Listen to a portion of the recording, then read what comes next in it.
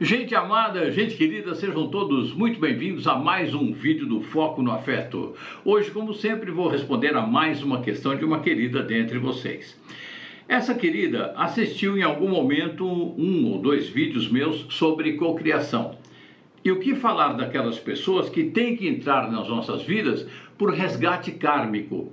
Pelo que você está falando, somos nós que cocriamos. Então, isso foge do que você diz acreditar, que é em vidas passadas. Essas situações sempre me deixam confusa. Afinal, somos nós que atraímos as pessoas ou também existem aquelas que, independente de atrairmos, elas têm que estar em nossas vidas? Vamos por partes. Você coloca aqui inicialmente, pelo que você está falando nos vídeos, somos nós que cocriamos.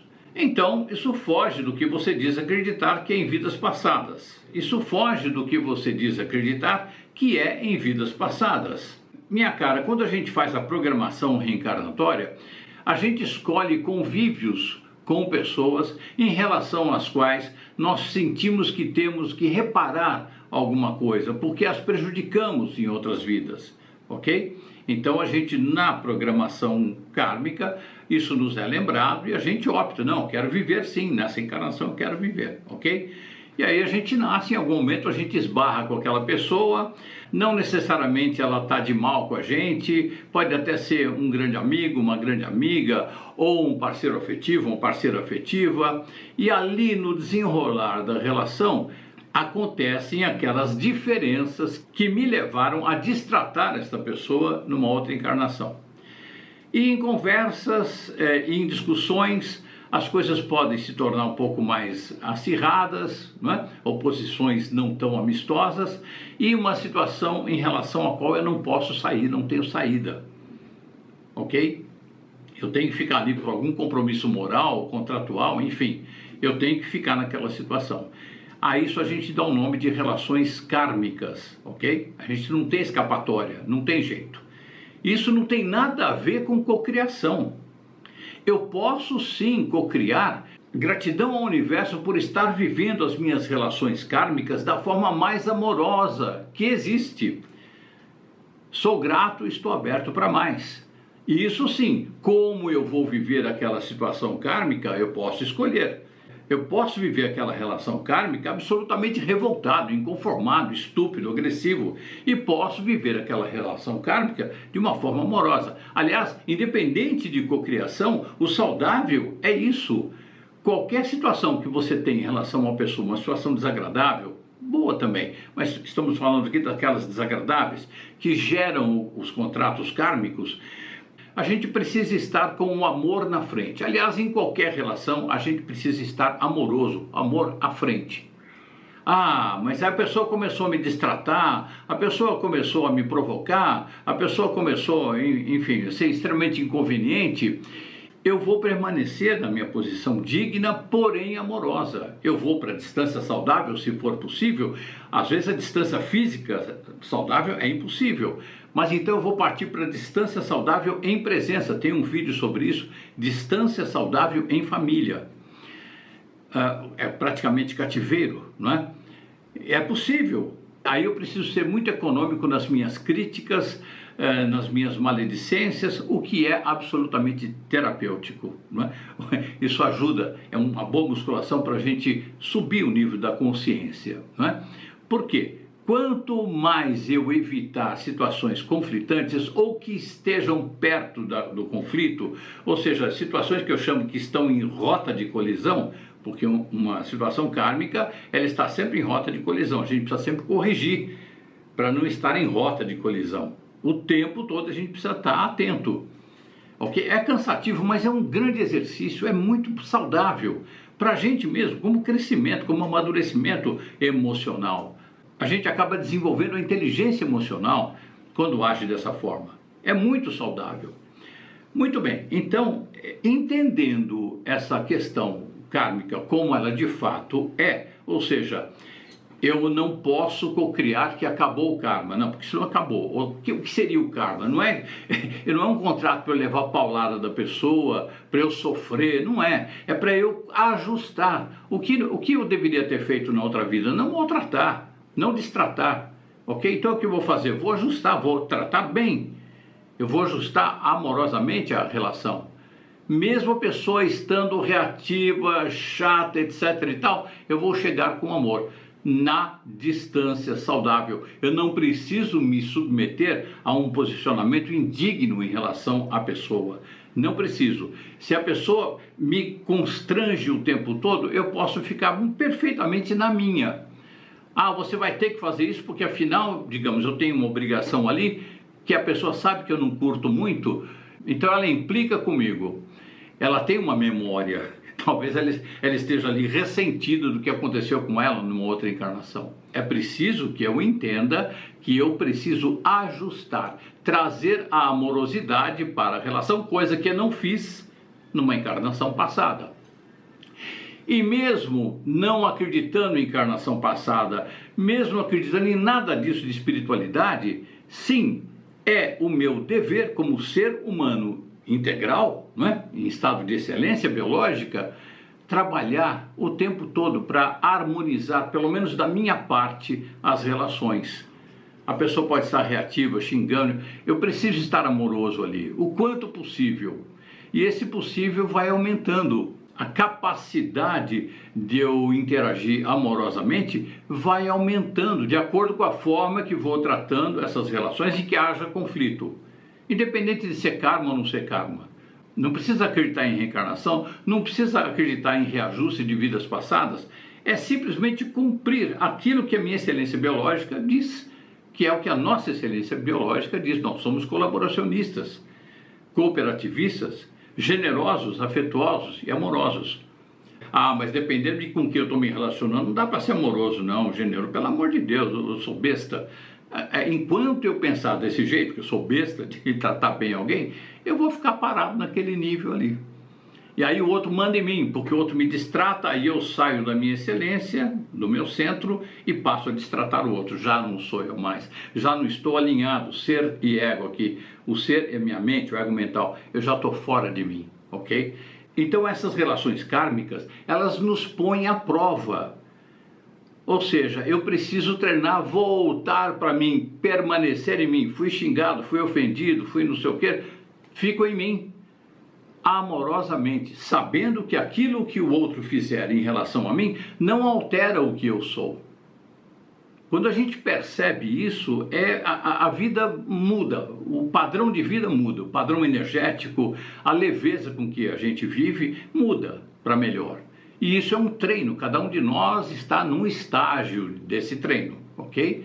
Todos estamos treinando isso, querendo ou não, sabendo disso ou não, estamos treinando isso. Porque se a gente não treina, a gente vive no inferno. E quando o inferno está bem pesado, bem ruim, a gente está no fundo do poço e pensa, puxa vida, né? Tem que ser assim? Será que não tem um jeitinho? Não tem um atalho? Não, atalho não existe. Mas tem um jeito, a gente acaba descobrindo por ali ou por aqui ou por qualquer caminho, quando o caminho leva a esse entendimento, essa autopercepção, que é o exercício da amorosidade incondicional. Isso como meta, ok? Muito bem, relendo aqui a sua questão. E o que falar daquelas pessoas que têm que entrar na nossa vida por resgates kármicos? Pelo que você está falando, eu no vídeo, né? Pelo que você está falando, somos nós que cocriamos, sem dúvida, nós cocriamos mesmo. A gente até pode cocriar. Imagino a minha vida sem essa pessoa está lá longe, não funciona. Eu não posso dizer saia, eu não posso cocriar uma ausência, porque o cérebro não entende. Então eu vou cocriar uma presença, eu vivo absolutamente em paz, faço os meus reajustes kármicos com toda a saúde, com toda a leveza e com toda a amorosidade também. Foi o que eu falei, que eu sugeri no comecinho do vídeo agora, né? Então, isso foge do que você diz acreditar que é em vidas passadas. Nesse caso, minha cara, muito pelo contrário. Muito pelo contrário. Eventualmente estou vivendo uma situação kármica, uma relação kármica, até resolver. Até pelo menos da minha parte eu estar amoroso ali. Quando eu conseguir estar totalmente amoroso naquela relação, acabou o karma. Acabou. Terminou, ajustou. O fato de eu conseguir estar amoroso no ajuste dessa relação ao longo do tempo pode ser resultado de uma boa cocriação, essa que eu acabei de simular, ok? Pode ser resultado de uma boa cocriação, ajuda muito. Aí você pergunta, afinal, somos nós que atraímos as pessoas ou também existem aquelas que, independente de atrairmos, elas têm que estar em nossas vidas? Sim, exatamente. E é sempre a gente que vai determinar como vai ser afetado por aquilo. Ah, mas a pessoa causou muitas limitações na minha vida, a pessoa me puxou o tapete, a pessoa me fez perder um emprego, a pessoa isso, a pessoa aquilo. É aprendizado. Quando a gente entender que tudo que nos acontece é aprendizado, não só coisas ruins, mas coisas boas também, tá uma maravilha. Isso não significa que eu vou ficar conformado, passivo nunca. Eu vou estar se interagindo com aquela pessoa. Me puxou o tapete, eu perdi o emprego, amizade, leveza, você não me deve nada, tá tudo bem. É o princípio da ausência da necessidade do perdão, que eu falo num vídeo. Quando a gente entende que a gente comete um erro quando não tem consciência suficiente para não cometer esse erro, quando a gente entende isso, é uma beleza. Por exemplo, 10 anos atrás eu cometi um erro, hoje eu acho terrível, mas na época não.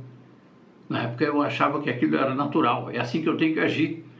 Só que hoje eu percebo quanto prejudiquei aquela ou aquelas pessoas e caiu a ficha. O que aconteceu de lá para cá? 10 anos atrás eu achava que estava tudo certo fazer aquilo ali, estava certinho, harmonioso, natural, bonitinho. Aí hoje caiu a ficha e eu percebo que não tem nada a ver. O que aconteceu de lá para cá? Houve o advento da consciência, ou seja, a consciência ela vai crescendo, porque queiramos ou não, a gente está sempre treinando consciência. Ok? As coisas que ocorrem nas nossas vidas, as adversidades principalmente, quando a gente aprende a viver as adversidades de forma construtiva, a gente não vai ficar se preocupando com os próprios erros, a gente não vai ficar se achando um lixo porque fez alguma coisa que estava errada, a gente não se identifica com os erros, a gente entende que os erros são mestres e a gente é sempre melhor depois do erro. Principalmente quando percebe essa história. E a mesma coisa em relação às outras pessoas, em relação a gente. Se é em relação a mim, é também em relação a outras pessoas. Se eu nem me culpo, perdão nem existe na minha vida mais. Eu não fico me culpando por errar. Não, de jeito eu consegui superar isso. Então quando o outro erra, ele só não está enxergando. Vamos lembrar do Cristo na cruz? Pai, perdoai-os porque eles não sabem o que fazem. E o que acontece com a gente é isso.